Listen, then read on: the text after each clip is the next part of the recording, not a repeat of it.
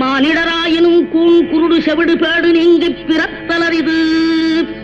கூன் குருடு செவிடு pad நீயும் ஞானமும் கல்வியும் நயத்தலரிது.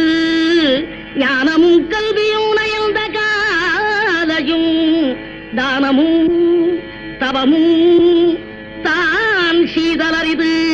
தானமும் தவமும் தான் சீவராயும் வானவர் நாடு வழி திறந்திடுமே. அரியது கேட்டமைக்கு அழகாக தமிழில் விளக்கம் தந்த மூதாட்டியே, கொடியது என்ன?